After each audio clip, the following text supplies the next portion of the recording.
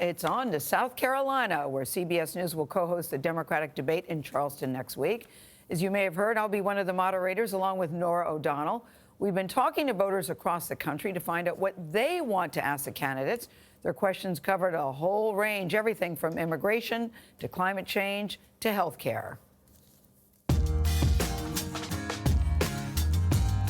My name is Gabriella Fine, and I'm from Silver Spring, Maryland.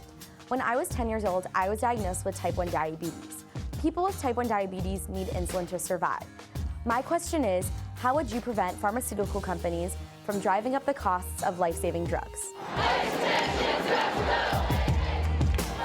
One of my friends from home, their parents are being deported in 2 years because of Trump's immigration policies. I was wondering what you candidates can do to help them and undo the past. I'm a 23-year-old paralegal from Minnesota looking to become a civil rights attorney. Today, more than 2 million Americans sit behind bars in our nation's correctional facilities, the overwhelmingly disproportionate number of whom are people of color and those with mental illness. As president, what do you plan to do to bring more attention to this issue and actually solve it? My name is Sylvia McCown. I volunteer at a food pantry here in Flint, Michigan, where I meet a lot of people who are working full-time at minimum wage jobs, but still can't seem to make ends meet. My question to the candidates is, what can you do to provide additional help for these people? Hi, my name is Gayle Gordon. My great-grandparents fled the Russian Empire and arrived in the United States before World War I. We're very concerned with the recent rising tide in hatred and anti-Semitism that has turned deadly. What is your plan to combat this rising hatred? As a mother of 2 teenagers who are soon to go to college, my question for the candidates is, how do you address the rising cost and quality of education and the debt burden associated with it? How will you protect the LGBTQ community through actions and policies, specifically ones that protect trans women of color? What is your plan to fund and combat the mental health and addiction crisis in America? I want to know what you as a candidate are going to do about climate change and what real action you're going to take. Hi, I'm Tyler. And I'm Maura, and our 4-year-old son has special needs resulting from meningitis as an infant. In 1975, Congress passed the Individuals with Disabilities Education Act, mandating that all students with disabilities be provided a free and appropriate education. However, since then, it has never been fully funded.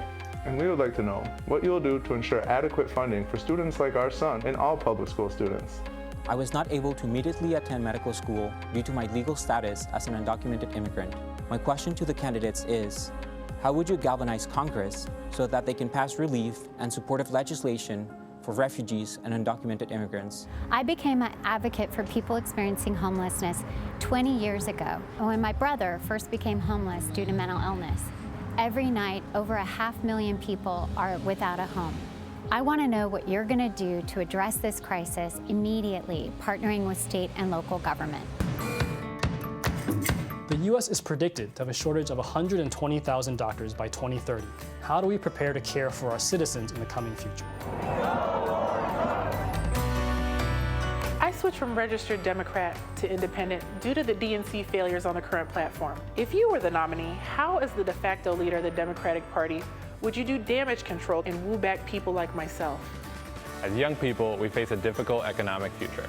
Student debt is astronomical, homeownership has become inaccessible in many places, and climate change will place an increasing cost on our communities. My question is, what will you do to ensure young people see themselves thriving in the future of this country?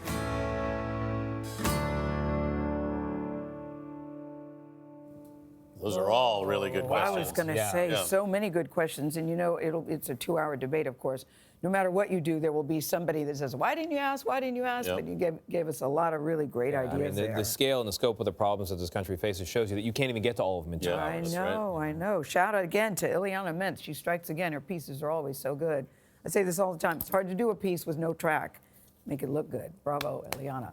Tune in on Tuesday for the Democratic presidential debate in Charleston, South Carolina, as you've heard.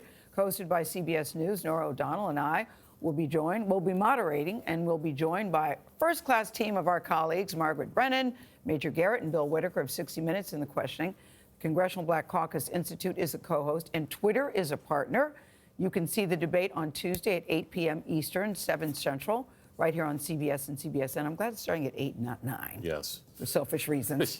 And if you would like to include a question for the candidates, you can submit it on Twitter by using the hashtag DemDebate.